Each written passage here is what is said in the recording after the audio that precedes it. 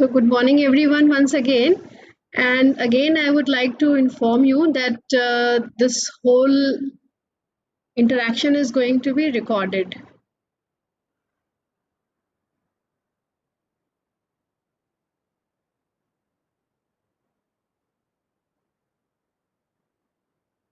So, now I think enough number of participants have joined, and I think they can keep joining.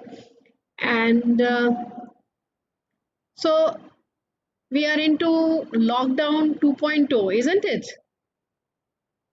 I hope I'm audible. Yes, ma'am. Yes. Okay, okay. Yes, ma'am. Yeah. So, yeah, thank you. So, we are into lockdown 2.0, isn't it? And today is 18th, isn't it? So, on 20th February, the planning for different districts. By the way, you know that there are 640 districts in our country, although the number of constituency for Lok Sabha is less than that. And according to another, estimate, there are 644 districts, but we stick to 640. So depending on how the different districts perform with respect to the number of new cases that come up and other COVID related factors, the government may actually decide to open some of the industries. And one important change is that there will be a boost to the rural agricultural economy, and Manrega, which is one of the social program of government of India, is now opened so that people in villages will have at least some form of employment. And as part of the Manrega, that is the Mahatma Gandhi National Rural Employment Guarantee scheme, which is part of a Parliament Act. So at least 100 days of livelihood has to be offered through the Manrega program. So the reason why I brought into discussion the Manrega program is that today we are going to talk about, we'll continue from the last presentation where we discussed about the various international framework that tries to measure and report the corporate social responsibility. So we'll continue with that. So today we are going to talk about some of the international frameworks, but at the same time, we will also be talking about the social audit of the government programs. And Manrega is one of the major social programs on the part of Government of India. So just to give you a context, I thought I should give a reference to the Manrega program. Now, I'm going to share with you the presentation. We'll start afresh, but you can again see that we are still on unit number 3, where we are supposed to discuss the international framework of CSR and sustainability. Now, I don't use the terms CSR and sustainability separately, because when we talk about CSR, sustainability is embedded to it. Okay. So, if you look at the takeaway of the last interaction, I think one important point that was raised by some of the students was that, you know, there is a lot of importance of CSR and its reporting, and there are different formats which are available, and the impact it has on the social well-being of the community at large, and how it helps in creating reputation for the organization. There isn't any conventional international law that regulates the rights and obligation of the multinational enterprises, because you see a lot of multinationals have their net worth which is greater than the GDP of many of the countries, so they have a very strong presence and impact on the global development. So although there is no legal provision even now, but one of the initiative which is a important measure to move towards what you call as a standardization is the OECD Declaration on International Investment and Multinational Enterprises. Now, why this is important is that you know it is a program where the governments are signatory, okay, and the governments give the declaration on behalf of the multinational enterprises, the small scale sector, the middle scale sectors in their country, that these companies will abide by the principles of corporate social responsibility, which is about the welfare of people and avoidance of the risk in terms of their action for the community and the society at large. So it's a non-judicial grievance mechanism, but at the same time, it is a government-backed international instrument. So therefore, it has its validity to a large extent. Okay. Now this was adopted in the year 1976, but since then it has been revised many times, and the last revision took place in the year 2011.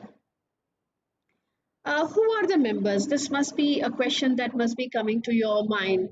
So there are 36 governments, or rather nations, which have been signatory to this particular provision.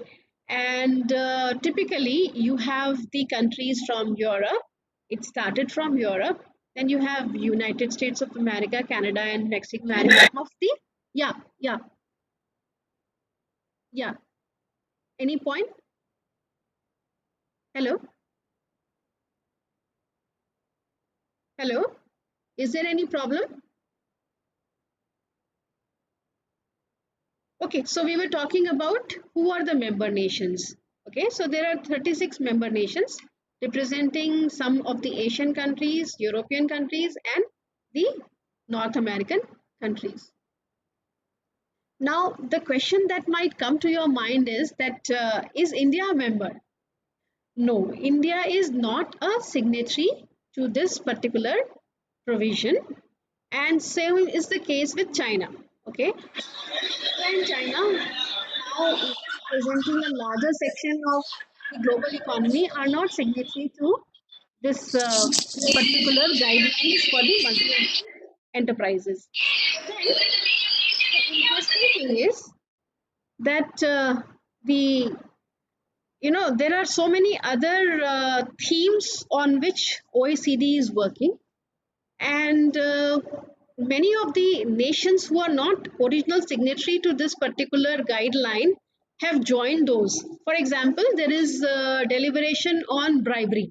Okay, so apart from the 36 member nations, there are other 8 countries which are part of this particular deliberation, and India is included into this particular deliberation.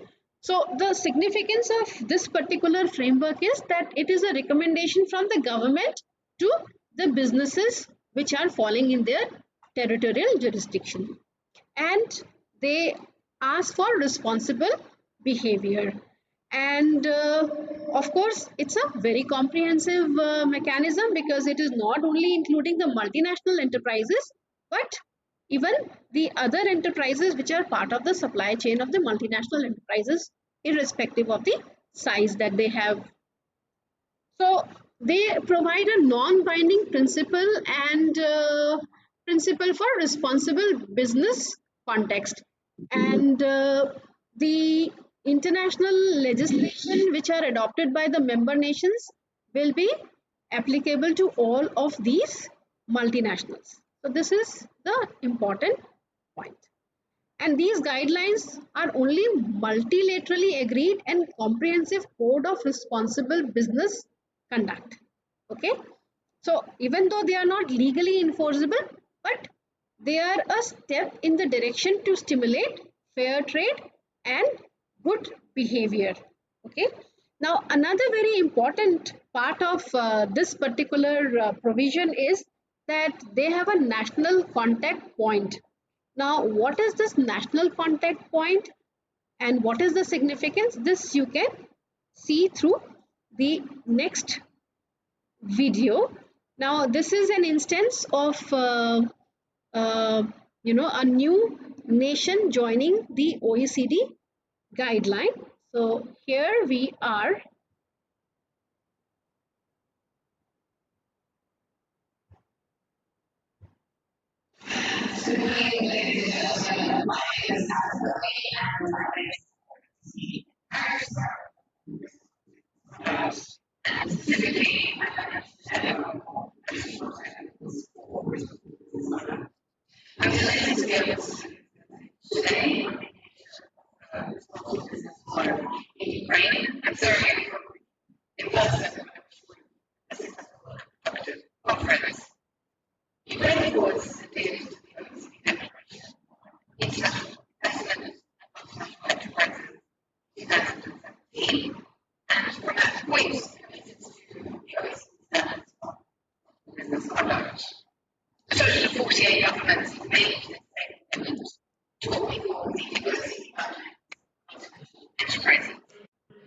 Your voice is not audible.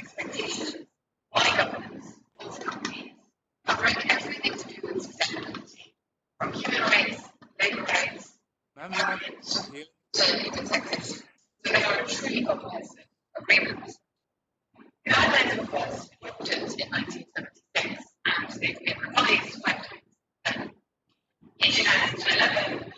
Hello, hello, ma'am. We can't hear anything. It's Hello, really audible. not audible? Yeah, ma'am. It's not clear. Yeah, ma'am. It's not clear. So the video is not clear or the audio is not clear? Hello? The audio is not clear, ma'am. Okay, the audio is not clear. Okay, okay. So it could be a network issue as well, or it could be, the source, some source issue. So basically, you need to understand that, this system of national contact point is a step for the grievance handling. Okay. So typically, what happens that multinational enterprises, when they operate in, any nation, I hope you are clear about these concept of the host nation and the home nation. Okay.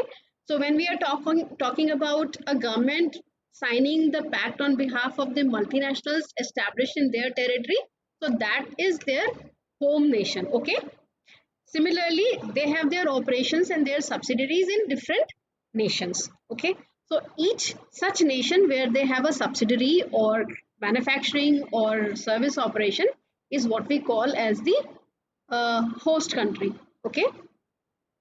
So, you know, in the host country also, if there is anything that the community or the workers or any of the stakeholder is of the opinion that something is not right or something needs to be investigated, reported, corrected, then they can get in touch with the national contact point, and they in turn, depending on the merit of the case, initiate some form of, you know audit, through which they identify whether the grievances are genuine. And it is an interactive process in which interaction happens between the company and against whom any grievance is brought forward, and the various NGOs or other stakeholders, whosoever is bringing the matter into limelight with them, and the national contact point. So, based on these deliberations and mediation, then the multinational enterprise or its subsidiary is expected to make amends to their functioning, so that the harmful impact, if any, is mitigated, and if there is any fair practice that has to be brought in, that is introduced. So this primarily is the role of the national contact point. So typically it is not just about providing a framework of reporting, but it also provides the mechanism for grievance handling. So this is something that I wanted to highlight through this particular presentation. So anyway, it could not run, but I hope it is clear. I hope the point is clear. Okay. So, uh, what are the OECD guidelines for multinational enterprises? Or rather, what are the key issues that they are talking about? So, first is the concepts and the principle. For example, what is the ownership of the companies? What is the size of the enterprise? Ownership means what is the form of the company? What is the size of the enterprise? And if they are operating into other nations, so what kind of arrangement is that? So whether it is, different modes of entry are there. So whether it is a foreign direct investment or some other form of contractual understanding between the companies there and the multinational. Okay. So these are the general things. Okay, then it is about the general policies. So how these companies are contributing to sustainable development, to protection of the child rights, civil rights, human rights. Okay, but what is really important is that it is a risk based due diligence process that the enterprises have to follow. Okay, what is a due diligence or risk based due diligence process, that we will see in the next slide. Okay, but what is the third point? The third point is about the disclosure through the reporting. The fourth is the human. Okay, more or less, the same themes are there in different framework. Whether we talked about the Cox Roundtable, whether we talked about the OECD framework, or whether we talk about the Global Compact. So more or less, the issues are similar, which are about labor rights, human rights, consumer interest. Now here, these are some important things. For example, science and technology. So, in the backdrop to COVID, everyone is realizing that how important is science and technology. And when we talk about science and technology, you need to understand that this is not a solitary function. And, the different governments, different multinational enterprises have to come up with some or the other form of strategic alliance in the interest of the humanity. So, what is expected?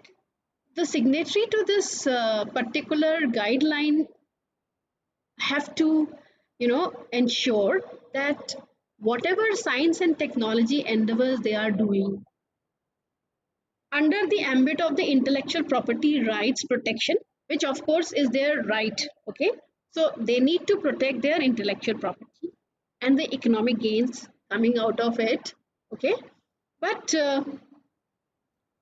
at the same time they have to see that if by diluting their intellectual property right, they can be of service to mitigate the impact of any pandemic or any other ailment, having an impact on wider community, then they need to go ahead with that dilution of the intellectual property right. After all, you see, for the 20 years period, which is typically the IPR protection period, for the 20 years period, if they, have some dilution in 1 year or year 0 or 5 or 6, it doesn't make too much of a difference. Okay, so that is one point, and this is relevant even more so today. The second point is that, when they are operating in a particular nation, let's say a multinational like Bosch, okay, which is very strong in terms of research and development and having a large pool of IPRs. Okay, so if it is operating in India and if there is a significant R&D effort, then they can also get in touch with the different institutions. For example, Bosch has an office in Bangalore, and in Bangalore we have various research institutions. For example, we have Indian Institute of Science. I hope all of you are aware about Indian Institute of Science, Bangalore. Okay, so this is one of the premier institution in the field of research that we have. Similarly, Bangalore has many of the government laboratories. For example, National Aeronauticals Limited. We have in Mysore we have the Food Technology Institute. So so what they can do is they can have collaboration with some of these institutions and work together on cutting edge technologies. Okay, so this is the significance of science and technology. In fact, if you look at the reason why multinational enterprises or FDI is, a preferred form of engagement, it is also because of the ease of transfer of technology, isn't it? So this, I believe, is one of the most important aspect of the OECD guidelines for international investment and multinational enterprises. Similarly, combating bribery, taking care of the interest of the consumer, and of course, taxation. So, with the liberal taxation framework that is part of the OECD, many of the member nations have gone ahead with, transparency in the taxation process and making it more and more, you know, consumer friendly and enterprise friendly.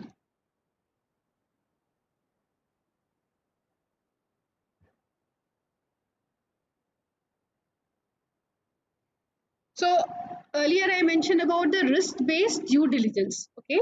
So what exactly is risk-based due diligence? In fact, due diligence is the core of the OECD guidelines. What is it? It is a process through which businesses identify, prevent, and mitigate their actual and potential negative impacts and account for how those impacts are addressed. What are some of the problems of multinational enterprises? If you look at the performance in some of the, you know, mm, African countries, you'll find that companies like Shell and Exxon are largely targeted on account of exploitation of the indigenous people. They have their operations, and they are not taking care of the effluent treatment to the extent that some of the communities are exposed to different kind of diseases, and the water gets so contaminated that it is not good enough for people to drink. Similarly, in the previous class, we discussed about the Alaska mishap where there was an oil spill, and then we discussed about the instances of bribery. And through bribery and through lobbying, many of the multinational enterprises, try to create a dent on the social policy of the governments, and are able to introduce programs which may or may which may not have the desired benefits. So how this is conducted? So the first thing is that every enterprise must embed responsible business conduct as part of their policies and the management system. When we talk about policies and management system, we are talking about the values, the code of conduct that the companies have adopted. So that could be the starting point. Then what you can do is you can identify and assess the adverse impact. So pollution, environmental degradation is one such issue. Similarly, there could be aspect of deforestation and you know um, um, the uh, the natural fauna and flora, how to preserve it. So these are some of the aspects. So identify and assess the adverse impact, and this you have to do in cooperation with your supply chain and your other business relationships. So basically, any enterprise will have two business relationships. One is the customer and the other is the supplier. So till the final end of the supplier, you have to ensure that there is no adverse impact. Till the final consumption on the part of the consumer, you must ensure that there is no adverse impact. For example, there are so many companies which are producing mobile. Now what happens to the mobile handset after we are done away with it and buy a new one? So if you recall, Nokia had started, Nokia, Microsoft, they started that there are designated places where you can keep your old ones. Similarly, many of the other companies are taking back the older ones. So till the last stage, the companies have to, identify the adverse impact and, you know, plan for remedial measure. So third is seize, prevent or mitigate. So either you take cognizance of the adverse action and you stop that particular activity, or you come up with some mechanism to prevent the adverse impact, or what you call as the mitigation process, which may also involve the, communicating with the different stakeholders. Then once you are done away with that, then track through the process of implementation. See if you are following what you promised.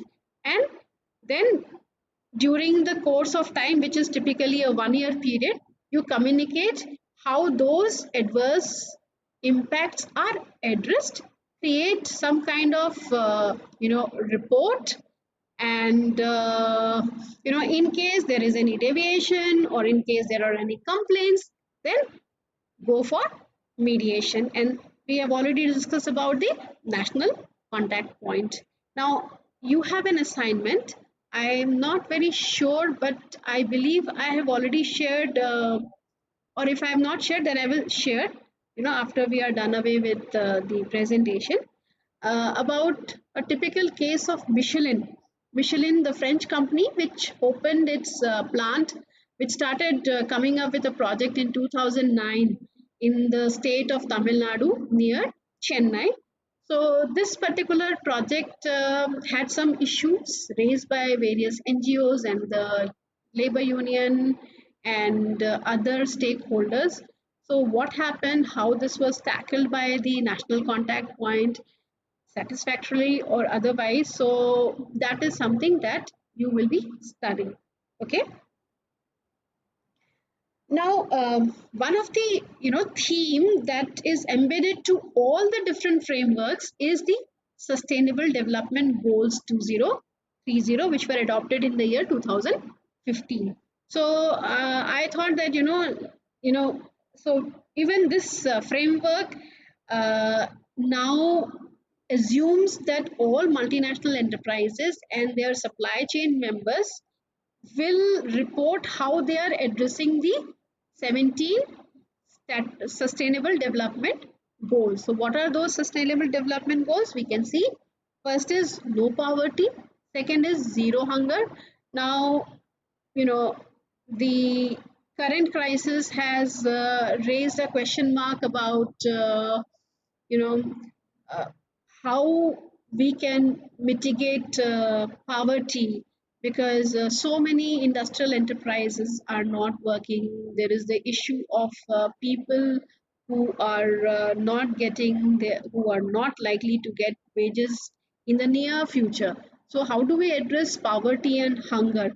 But you must have noticed that there are many public sector organization as well as private sector companies as well as multinationals who are working for the working to ensure that nobody stays hungry during this particular lockdown period. So again, no poverty, zero hunger, good health and well-being. Fourth is the quality education, and then you have gender equity. Then you have affordable and clean energy, decent work and economic growth, industry, innovation and infrastructure, reduction of inequities, sustainable cities and communities, responsible consumption and production, which is about the entire life cycle of any product that a multinational offers. Then climate action, life below water, that is the ocean and the aquatic life. Then life on land, peace, justice, and strong institutions, ensuring that they contribute to the functioning of the institutions in a way that they don't have to depend on the government agencies alone. So that is another important point. And then partnership for the attainment of the different goals.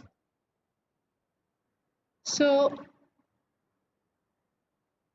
now I will stop sharing, and before we move to the next part, in case you have any comments or any questions, you can just mention.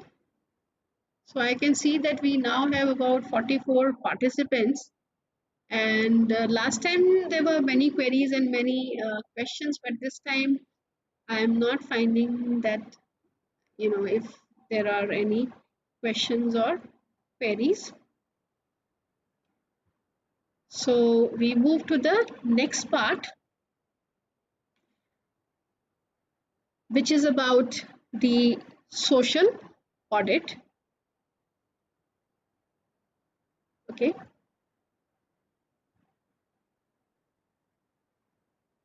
So now the next question is, there are some more frameworks. For example, one of the most important framework is the GRI framework, and which is the Global Responsibility Framework.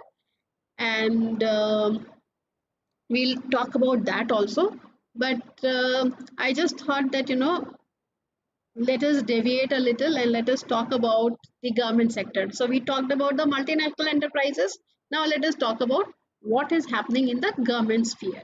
So in the government, terminology, social audit is the important term that they use to showcase their responsibility towards the stakeholders, which is the community at large.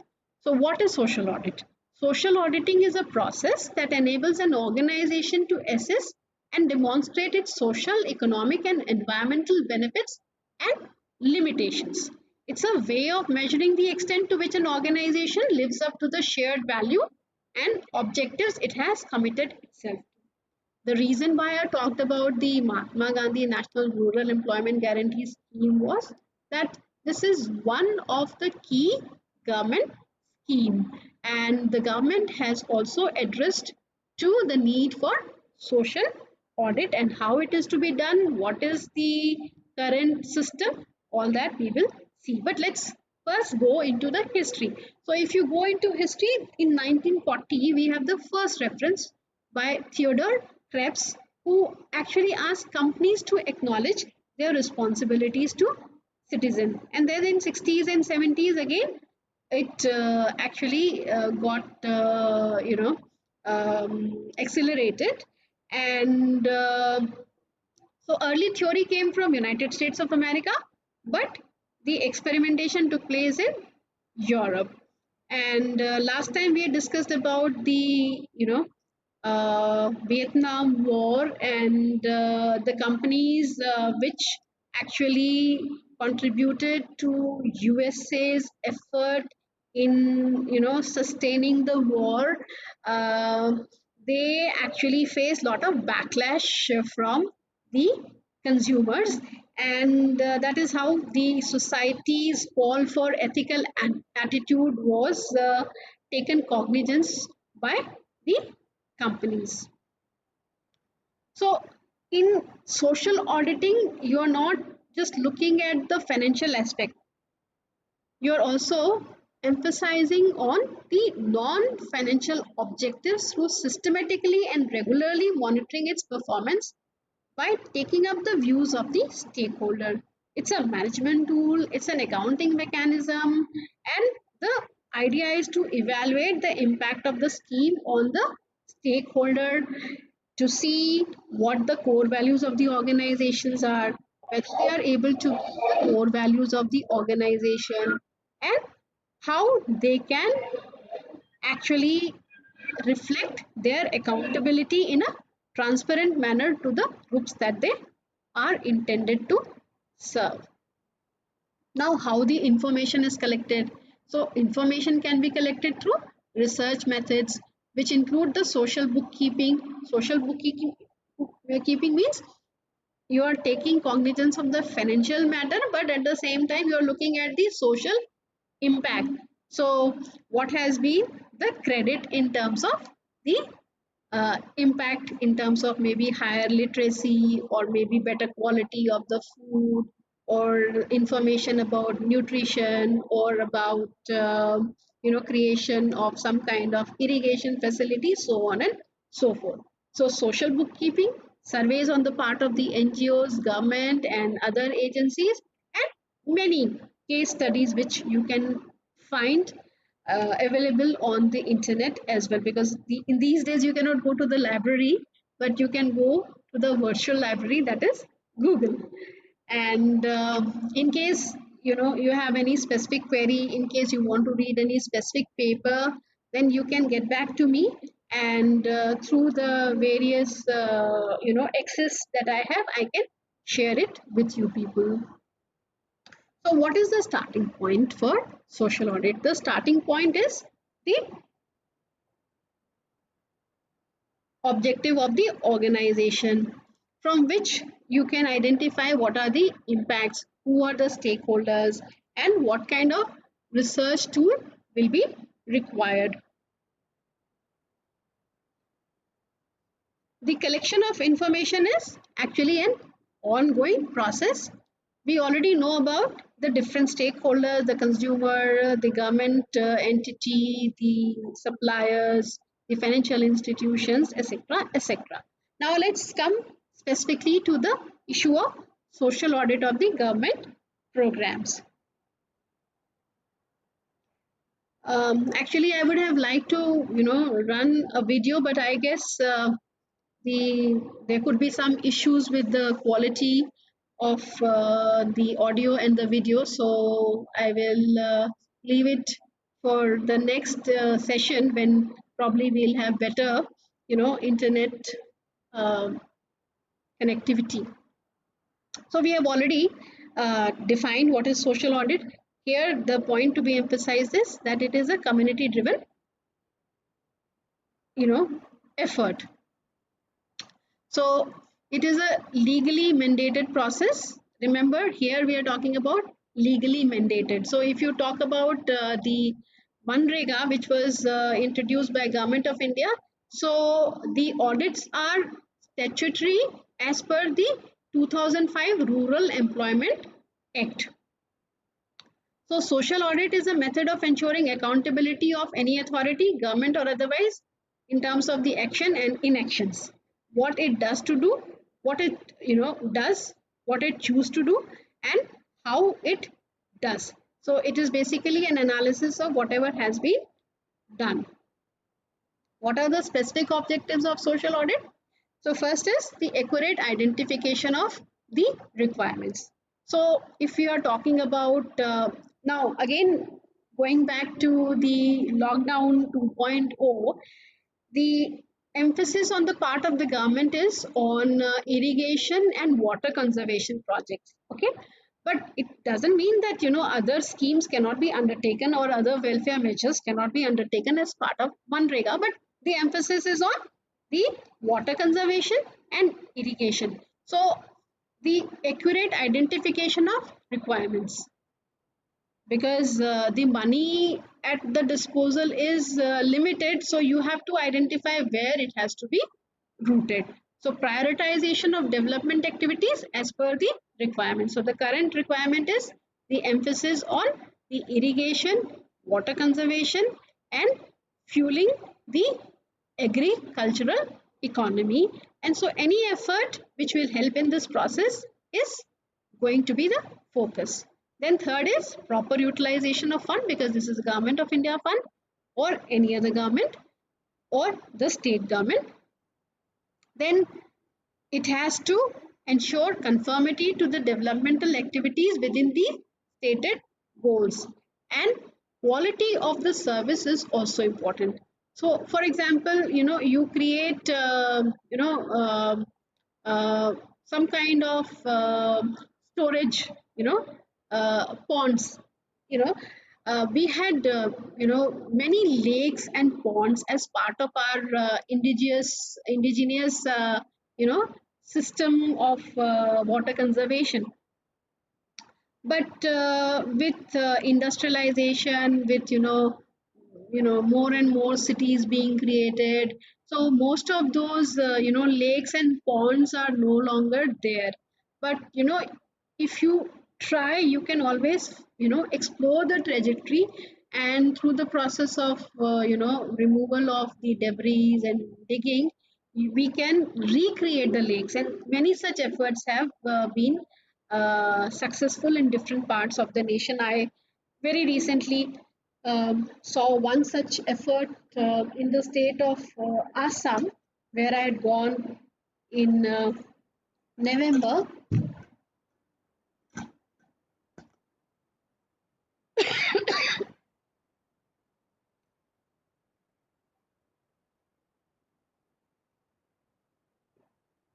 So quality of service is equally important. Prioritize and see that the quality of service is ensured. So the lakes have been revived, and that can make so much of difference to the, life of people. So the process of auditing, once again, so you have a policy, defined policy, then you organize. Organization means we have to look at the resources available and who will be the stakeholders, will be actually participating in the process, who are the likely beneficiary. Women have to be given priority and preference in these kind of programs. So plan, implement, measure performance. If you're aware about the PDCA cycle of Deming, plan, do, check, act, and then the cycle moves again and again. So most of the auditing process actually do the same thing.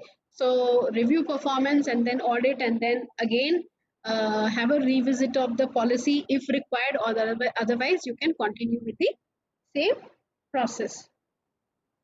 So the benefit of the social audit is that there is a mechanism and structure to promote and protect the rights of the citizens for development. And you also ensure that there is involvement of the people in the developmental activities, which again will ensure that the money is rightfully spent where it is actually needed. There is reduction of wastages, reduction in corruption. In fact, talking about corruption, one of the major, limitation, or what you call as the criticism of the Manrega program, is that it, was actually a system where the contractors were the beneficiary, and these contractors fudged the data, created muster rolls, creating fictitious people and their account, and the money was actually being siphoned into the pockets of contractors. And some even say, though this is not what I am advocating, but there are some people who are of the opinion that ultimately the money was going back to the politicians and the, people in the government system. So promoting a sense of integrity is important, and therefore social audit of government programs is also desirable. And so it is an effort of good governance, effective development, and citizen empowerment. This is what we just saw in the previous slide. So from the different social projects and their audit, there are some characteristics which are common to all of them. So what are those characteristics? One, it improves the social performance. It involves multi-perspective. So different stakeholders, government agencies, NGOs, they all work together, and they are comparative. So you can compare one program to the other. You can see effectiveness in different, longitudinal or time horizon. Then, most of them are comprehensive, regular programs, and it's not that you start the program in 1 year and then the program finishes. So most of the programs, there is a regularity in terms of adding value to it, and verifiable system. And these social audit reports are published. If you go to the YouTube, you'll find that there are so many videos of social audit of different programs launched by different governments in different states. So it is a system through which overall improvement in the governance and development happens. So it's not financial audit, and this is what is being emphasized in this particular slide, that the conventional financial audit focuses on financial records and scrutiny by an external auditor or following the accounting principle, whereas social audit is much more holistic, having a greater scope for measuring, understanding, and improving the social performance of an activity. So you don't just need to have the log of the money that you spend, but also the log of the activities undertaken over a period of time and the measurable impact. So we know that there is a need for social audit, and one of the important factors is that more than 50% of the government budget, at least in India, goes towards welfare measures, welfare schemes. So it is important to track how and how much money is diverted away from intended recipients, and social audits serve as a better monitoring tool for these schemes. And potential corruption areas can also be identified, and the Controller and Auditor General of India has also endorsed that yes, social audits are important and they are serving the intended purpose. But still, you know, it's not very successful. And the main reason is that our legal system is not effective enough, and um, you know so it takes its own time, and people are not aware of their rights, so they don't even ask too many questions. So unless we have empowerment of citizens through education and through training and development, through informing them about their constitutional rights, they can be taken for right by different agencies. So let us see one example. In government schools at the state level, we have a scheme called midday meal scheme. And this is not the latest figure, but at one point of time, about rupees 8,000 crore was allocated for 12 crore children who are part of our school education system, and community monitoring. So these children had to be given nutritional food. Okay, now one, it will increase the immunity among children. Two, it will ensure that the children who are going for vocation, who are going for employment, and not going for coming for primary education, will be attracted. I mean, it may sound bizarre to you, but such is the reality of the rural economy in our country. So, the government thought that midday meal scheme could actually bring children to schools. Okay, and what they did was that community monitoring will happen, and that will happen through the in schools we have the parent teacher association, so something like that.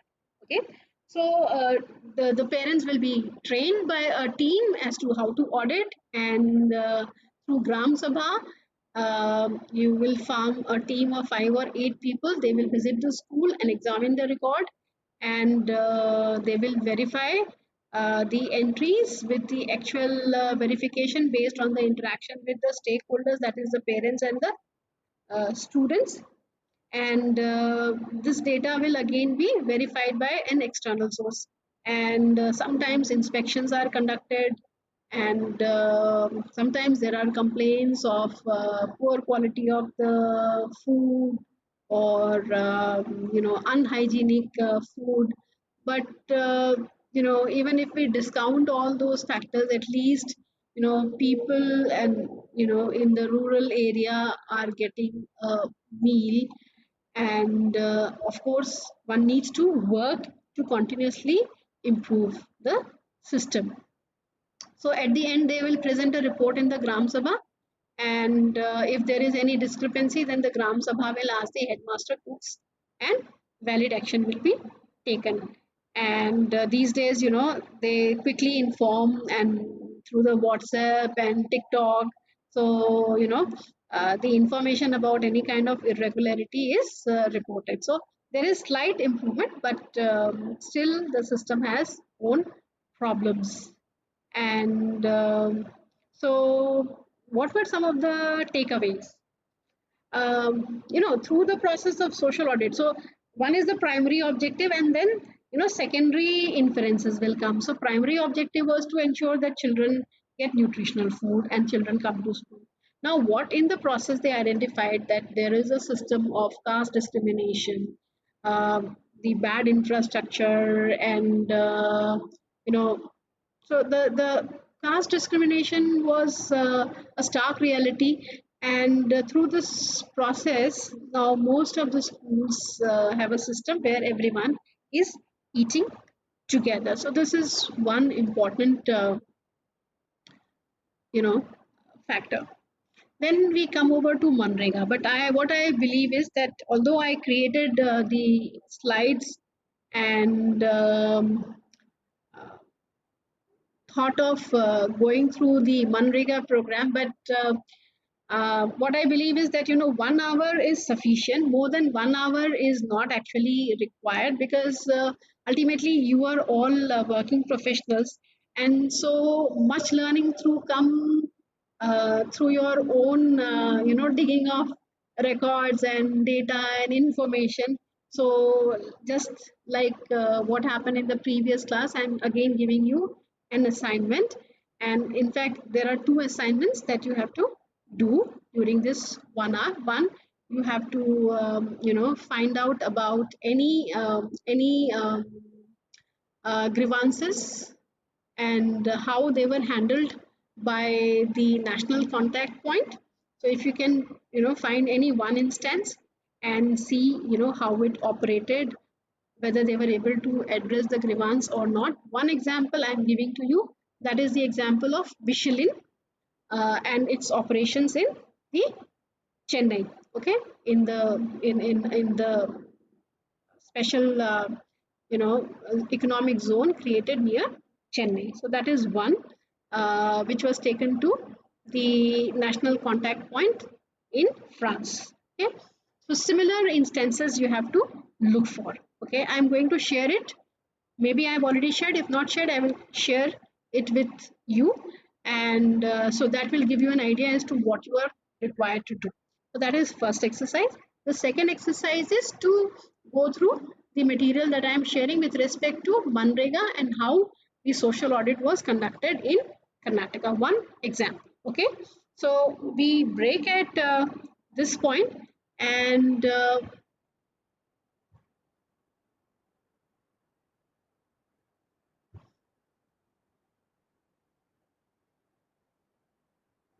so if there are any questions or any comments, then you are free to share. Otherwise, I will finish Ma'am, the. could you please Ma'am, repeat the second point? ma'am, please repeat the first assignment. Okay, okay. See, the first assignment is with respect to the functioning of the OECD guidelines for for investment and multinational enterprises. Okay, so one of the system is the national contact point. Okay, so other than reporting the good work, there is this process for grievance. So any entity can come up with a grievance against a multinational enterprise. Okay, and the national contact point becomes the reference to evaluate and come up with mitigation effort in consultation with the party which has raised the grievance and the multinational enterprise. Okay, so I will share one example. You have to look for other such cases. Is it clear now? Hello, Yes, ma'am. it is clear? Yes, ma'am. Good morning, ma'am. And otherwise I will Yes, ma'am, a also bit. okay, so that is the first assignment.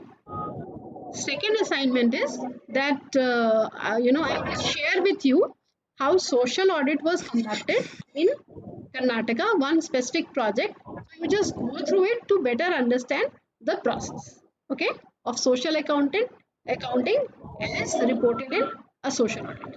Okay, is it clear now?